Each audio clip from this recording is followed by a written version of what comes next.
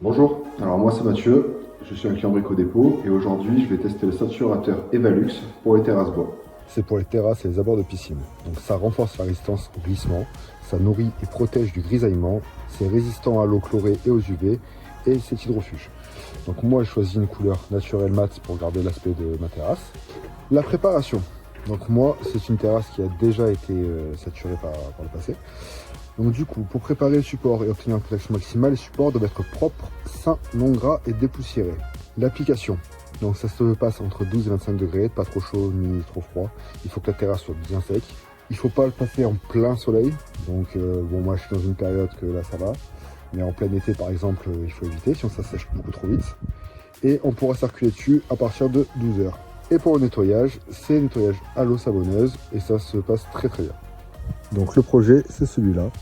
On va passer un coup d'entretien sur cette terrasse parce que ça a déjà été fait. Ce n'est pas donc du bois neuf. Ça a déjà été, comme vous voyez, les traces blanches, tout ça et tout, ça a déjà été décapé, poncé, dépoussiéré. Donc ouais, il y a des endroits où c'est un peu plus parti que d'autres l'ancienne couche.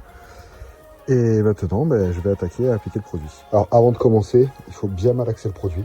Parce que il y a plusieurs composants dedans en fait, qui ont tendance à se séparer quand le saturateur est au repos. Donc avant chaque utilisation, on le remalaxe. Ensuite, donc l'application. Hop, on le prend pas trop imbibé non plus. Et surtout, il faut toujours aller dans le sens des nervures du bois. Donc là, dans ce sens-là. Voilà. Alors c'est très important d'aller dans ce sens-là. Parce qu'en fait, si vous allez dans le sens inverse, donc par exemple si je faisais comme ça, vous allez voir tous les traits de pinceau. Donc il faut vraiment aller dans le sens du bois, toujours. Et là, maintenant, je vais continuer ça sur toute la terrasse, en 2 passes. Et je vous montrerai le résultat final. Alors voilà le résultat après 2 passes. Alors ce qu'on peut dire de la peinture, c'est qu'elle s'étale vraiment très très bien. C'est comme si vous étiez de l'eau en fait, très très fluide. À faire gaffe que tellement liquide du coup que tu entends qu'il y a des gouttelettes qui partent à côté. Bien faire attention de les étaler de suite parce que sinon ça risque de laisser des traces.